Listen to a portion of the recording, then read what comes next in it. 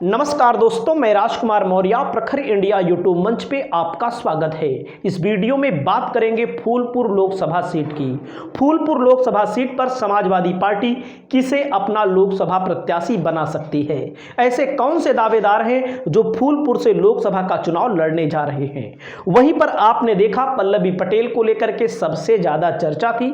Social media हो, main stream media हो, पल्लवी पटेल छाई हुई थी। समाजवादी पार्टी और अपना दल कमेरावादी का गठबंधन टूट गया।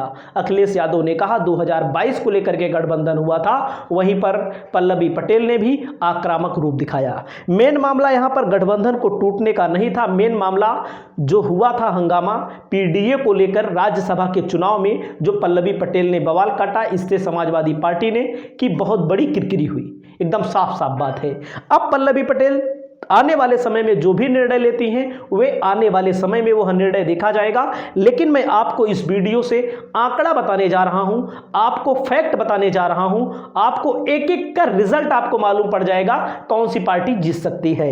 मैं यहां पर लेकर आया हूं आपके सामने। सबसे पहले दावेदारों के नाम देख लीजिए।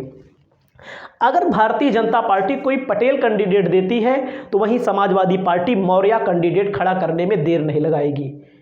और पता लगा भारतीय जनता पार्टी पटेल देती है तो समाजवादी पार्टी मौर्य कैंडिडेट खड़ी कर देगी, और अगर समाजवादी पार्टी पटेल देती है तो भारतीय जनता पार्टी मौर्य कैंडिडेट खड़ा करने में कोई देर नहीं लगाएगी। एकदम साफ साफ बात है। जो प्रबल दावेदार हैं, प्रबल दावेदारों में अगर समाजवादी पार्टी की तरफ से मौर्य में दावेदार हैं तो ये आपके सामने दिख रहे हैं अमरनाथ मौर्य। इनके बारे में हम आपको बताते हैं। इनका पूरा नाम लिखते हैं अमरनाथ सिंह मौर्य। प्रदेश सचिव हैं समाजवादी पार्टी उत्तर प्रदेश के। पूर्व अध्यक्ष रहे हैं डिस्ट्रिक्ट कोऑपरेटिव बैंक के इलाहाबाद और कौशाम्बी के। ये प्रबल दावेदारियों में है। मौर्य समाज से लेकर के हर जगह पर ये अपनी दावेदारी पेश कर रहे हैं। गांव-गांव, गली-गली, जैसे हाथ जोड़कर वोट मांगा जाता है, समर्थन मांगा जाता है, काफ़ी दिन से संघर्ष कर रहे हैं। तो आप इनकी फ़ोटो भी देख सकते हैं। इनको एक बार विधानसभा का टिकट भी मिला हुआ था। ऋचा सिंह को टिकट दे दिया गया बाद में समाजवादी पार्टी 2022 के चुनाव में। जो समाजवादी पार्टी समय समय पर टिकट काट रही थी, फटाफट किसी को दे रही थी, किसी को काट रही थी, इनको समाजवादी पार्टी ने विधायकी का टिकट भी दिया था। आप अखिलेश यादव के साथ इनकी फ़ोटो भी देख सकते हैं। फ़ोटो तो कोई भी खिंचवा सकता है, लेकिन अमरनाथ सिंह मौर्य प्रबल दावेदारी में है मौर्य समाज से। और यहाँ पर मौर्य की आबादी मैं आपको बताऊँगा, पटेल की आबादी बताऊँगा, सब बताऊँगा। अब आपको लगेगा मौर्य को कह देगा दिया जाएगा टिकट, अब आपको लगेगा नहीं पटेल को मिलना चाहिए। बहुत सारे पटेल तो भाई पटेल के पीछे भागते हैं, तो पटेल भी हैं। वो पटेल का नाम मैं आपको दिखाता हूँ। ये पटेल साहब हैं। इनका नाम है धर्मराज सिंह पटेल। पूर्व में सांसद रहे हैं। इनको भी टिकट मिल सकता है। अगर पटेल में इनको टिकट मिलेगा तो ये दो कैंडिडेट हैं आपके सामने, ईमानदारी से बता रहे हैं। पूर्व में सांसद रहे हैं, फूलपुर लोकसभा सीट से रहे हैं। प्रबल दावेदारी में दो ही लोग हैं। अब तीसरा कोई टपक पड़े, तीसरा कोई लैंडिंग कर जाए ऊपर से, तो उसकी जिम्मेदारी हम नहीं लेंगे। ना तो हम टिकट बांट रहे हैं, ना तो हम टिकट दे रहे हैं। बहुत सारे लोग सवाल भी खड़ा कर देते हैं। अब मैं आपको क्या बताने वाला हूं, जैसे बहुत सारे लोग कहते हैं बीजेपी जीतेगी, बहुत सारे लोग कहते हैं सपा जीतेगी। मैं नहीं मानता, मैं ये नहीं मानता सपा 80 जीतेगी या 80 हारेगी, और मैं ये भी नहीं मानता कि भाजपा उत्तर प्रदेश में 80 जीतेगी। मैं इन सब बातों पर विश्वास नहीं करता। आपको मैं आंकड़ा रखता हूं विधानसभा 2022 का, बहुत सारे लोग, और 19 का लोकसभा का आंकड़ा रखता हूं, 14 का आंकड़ा रखता हूं। बहुत सारे लोग कहते हैं विधानसभा का मुद्दा कुछ और होता है, लोकसभा का मुद्दा कुछ और होता है। मेरे भाई, जब से मोदी उत्तर प्रदेश हो, पूरे देश में आए हों, तो मेन मुद्दा मोदी है। एकदम साफ साफ बात है, एकदम साफ साफ बात है। मेन मुद्दा कुछ नहीं है, ना तो उत्तर प्रदेश का अलग मुद्दा कुछ है।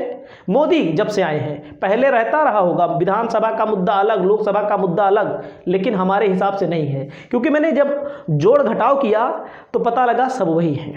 एकदम साफ साफ बात है। तो मैं आपको थोड़ा आंकड़ा बताऊंगा और मैं आपको जातीय समीकरण भी बताऊंगा। देखो, जाति के नाम पे वोट पड़ता है, चाहे जो जाति हो, चाहे कितने लोग भक्त बने हिंदुस्तान में, उत्तर प्रदेश में, लेकिन जाति के नाम ही लगभग लोग वोट देते हैं, चाहे जिस बिरादरी के हों। उसमें कोई हमारा किसी से नफरत नहीं है, हमारी सबसे दोस्ती ही है। एकदम साफ बता दें हम आपको। तो आपके सामने दो कैंडिडेट बता दिए, इसी में से मिलेंगे, मैंने आपको बता दिया। और लैंडिंग कर जाए ऊपर से, क्योंकि पार्टियों में कुछ लोग पैसा भी दे देते हैं, टिकट मिल जाता है, एकदम साफ बात है, उसमें कोई नहीं। कुछ लोग का जुगाड़ लग जाता है, कुछ लोग की अखिलेश से मित्रता भी होती है, उनको भी टिकट मिल जाता है, जैसे टीएमसी वाले को आपने देखा। तो बहरहाल अगर पल्लवी पटेल यहाँ से लड़ती मजबूत रहती, उसके बारे में अब बात नहीं करेंगे, क्योंकि अब पल्लवी पटेल का अलग रास्ता हो चुका है और यहाँ पर दो पार्टियों का मेन बोर्ड जोड़ेंगे, सपा और भाजपा। एकदम साफ बात है, जो आगे होगा उसको आगे बताएंगे, जो पीछे होगा उसको पीछे बताएंगे। और एक बात और मैं बता दूं, लोकसभा में दो चेहरा होता है मेन, दो चेहरा मेन होता है, एकदम साफ साफ। यहाँ बसपा की गिनती नहीं होगी। क्यों नहीं होगी? बसपा वाले नाराज ना हो, बसपा का अगर आप बोर्ड देखेंगे तो बसपा की हालात बहुत ख़राब है यहाँ पर, एकदम साफ साफ मैं बता दूं, बसपा की कंडीशन बहुत ख़राब है, उसमें कुछ कहने वाली बात नहीं है। बसपा अपना वोट प्राप्त कर लेगी एकदम आसानी से, एकदम आसानी से अपना वोट प्राप्त कर लेगी, उससे कोई दो राय नहीं है। तो यहाँ पर मामला होता है जब विधानसभा का चुनाव होता है, 5 विधानसभा है तो 5 चेहरे, जैसे इनमें मैंने देखा इलाहाबाद उत्तर से यादव लड़ा दिया था अखिलेश ने, इसमें कहीं से मुसलमान फाफा मऊद शायद मुसलमान किसी जगह से लड़ा दिया था। तो कहीं भी अगर यादव कैंडिडेट खड़ा है, एकदम साफ मैं बता दूं, जातिवाद को बढ़ावा नहीं दे रहा हूं, ना जातिवाद किसी के ऊपर टिप्पणी कर रहा हूं, जहां पर यादव कैंडिडेट खड़ा है वहां पर गैर यादव ओबीसी नहीं आ पाते, एकदम साफ मैं बता दूं। और जहां मुसलमान कैंडिडेट खड़ा है वहां पर कुछ यादव मुसलमान को भी वोट नहीं देते, भले समाजवादी पार्टी के समर्थन में हो, एकदम साफ मैं बता दूं। जैसे अब यहां पर मामला क्या होगा बीजेपी के लिए भी, बीजेपी का ठाकुर पंडित ब्राह्मण, ठाकुर ब्राह्मण बनिया, ये सब वोट जो है फिक्स है। तो किसको खड़ा करेगी? या मौर्य खड़ा कर देगी या पटेल खड़ा कर देगी, तो उसको पटेल का भी वोट मिल जाएगा और उसका बेस वोट भी मिल जाएगा, चुनाव जीत जाएगी। वहीं पर समाजवादी पार्टी पिछली बार यादव खड़ा की, अगर यादव खड़ा हुआ तो यादव मुसलमान के अलावा तीसर की जाति वोट नहीं देती है। हिंदुस्तान की जाति, उत्तर प्रदेश हो बिहार हो, जाति के समीकरण पर ही वोट मिलता है और जाति के नाम पे लोग जीत जाते हैं, लेकिन जाति बिरादरी को कुछ करते नहीं है, चाहे जिस जाति बिरादरी के हों, उसमें कुछ कहने वाली बात नहीं है। तो यहाँ पर मैं आपको बताता हूँ, इलाहाबाद उत्तर बीजेपी का वोट देखिए 96,000, पूरा देखिएगा तब समझ में आएगा, 890। और समाजवादी पार्टी का वोट बैंक कितना है? 42,007। यहाँ पर कांग्रेस भी लड़ी थी थोड़ा से, 23,571। सिर्फ कांग्रेस का एक ही सीट का हमने लिखा है। इलाहाबाद उत्तर है, दक्षिण भी आता है इसे में। बीजेपी को मिला था 97,000, देखो बीजेपी को 97,864। समाजवादी पार्टी को मिला था 71,682। अभी सुनिएगा कम है कि नहीं। अब आप देखिए यहाँ पर आइएगा, फाफा मऊ में क्या होता है? फाफा मऊ में मौर्य विधायक हैं वर्तमान में, गुरु प्रसाद मौर्य हैं, 186 वोट प्राप्त किए हैं। और यहाँ पर 76,862 वोट इनको मिला है। देख सकते हैं, आपके सामने सबको लिख रहे हैं। फूलपुर में यहाँ पर शायद मुस्लिम थे क्या, हमको लगता है। देखो ये बात नहीं है, एक राजनीति का तगाजा ही है भैया, ये सब चीज़ें होती हैं। अब आप देखिए यहाँ पर सोराव में 4 विधानसभा सीटों पर भाजपा जीती हुई है, एकदम साफ साफ दिख रहा है आपके सामने। 5वीं विधानसभा सीट पर बीजेपी को मिला है 85,884 वोट और यहाँ पर मिला हुआ है 91,474 वोट। तो समाजवादी पार्टी एक सीट जीती है। लेकिन अगर आप टोटल वोट आप परसेंटेज वोट कैलकुलेट करेंगे, टोटल वोट बीजेपी के पास है 4,75,000 के करीब में और यहाँ पर 3,82,000 के करीब में। अब इसके पास है, ये समाजवादी पार्टी को इसकी गिरी हालात में मिला है, मतलब गिरी मतलब सरकार नहीं बनी है, गिरी मान लो, उठी हुई मान लो। 92,000 वोट विधानसभा के हिसाब से यहाँ पर बीजेपी का ज़्यादा है और समाजवादी पार्टी का 92,000 वोट कम है।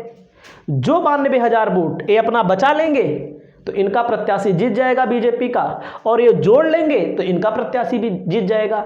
और जोड़ेंगे कैसे?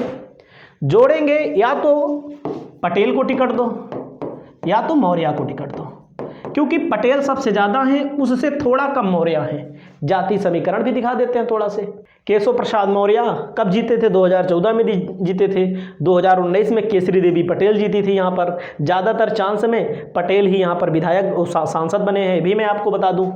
मतदाता में देखिए एक अनुमानित आंकड़ा है, इसमें कुर्मी की जाति जो दिखाई गई है 2.25 लाख, और इसमें मौर्य 2 लाख हैं, यादव 1.5 लाख हैं, मुसलमान 2 लाख हैं, कायस्थ 1,75,000 हैं, कायस्थ मतलब लाला, ब्राह्मण 1.5 लाख हैं, क्षत्रिय 50,000, अनुसूचित जाति 80 की वोटर जो हैं 1 लाख हैं, अन्य 7 लाख हैं। अन्य में कौन है?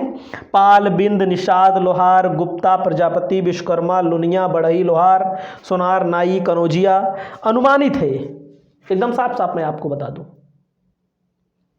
तो आपको और एक चीज मैं दिखा सकता हूं, 2019 का रिजल्ट थोड़ा देख लीजिए। यहां पर देखिएगा, केसरी देवी पटेल जीती थी 1,71,000 वोटों से। इनका परफॉर्मेंस खत्म है, इसलिए खत्म, अब की बार इनको टिकट नहीं मिलेगा, इसी संभावना ज़्यादा है, आपने देखा भी होगा। और पंधारी यादव को कितना मिला था? 3,72,000। पंधारी यादव को 38% वोट। हारते तब भी, चाहे जो लड़ता हो हारता, 2019 में वो तो तय था, लेकिन यहाँ पर पंधारी यादव के स्थान पर अगर कोई पटेल होता, अगर कोई यादव के स्थान पर कोई मौर्य ही टिकट पाया होता तो तब भी मैं मानता हूं हारता, लेकिन 3,72,000 वोट ना पाता, वो पाता 4 लाख वोट, 4.5 लाख वोट पाता, हारता तब भी, क्योंकि उस समय वेग था बीजेपी का। वो वेग इस समय उतना बड़ा वेग नहीं है, लेकिन उस समय वेग था, तो आप समझ सकते हैं। तो कितना वोट आपके सामने दिख रहा है, मौर्य खड़ा होता तो कम से कम 1 लाख वोट इसमें प्लस करता। बहरहाल जो हो गया सो हो गया। 2014 का भी आंकड़ा आप देख सकते हैं, आपके सामने है। केशव प्रसाद मौर्य 5,03,000 वोट पाए थे, और धर्मराज सिंह पटेल लड़े थे, समझ रहे हैं, 1,95,000। कपिल मुनकरवरिया लड़े थे 1,63,000। मोहम्मद कैफ लड़े थे। तो ये सब समान लोग लड़े थे 2014 में, लेकिन 2014 का बात कुछ और था, 2019 का बात कुछ और था, 2024 का बात कुछ और है। इसलिए कि समय बदलता है, समय के आधार पे 10 साल की एंटी इनकम्बेंसी कहीं ना कहीं बीजेपी के खिलाफ है। जो जीतेगा वो सिकंदर, लेकिन जो आंकड़ा है वो बीजेपी को जिता रहा है। वो जो 92,000 वोट प्राप्त करेगा, प्लस करेगा, वही चुनाव जीत सकता है। आपकी क्या राय? अपनी राय व्यक्त करें। नमस्कार।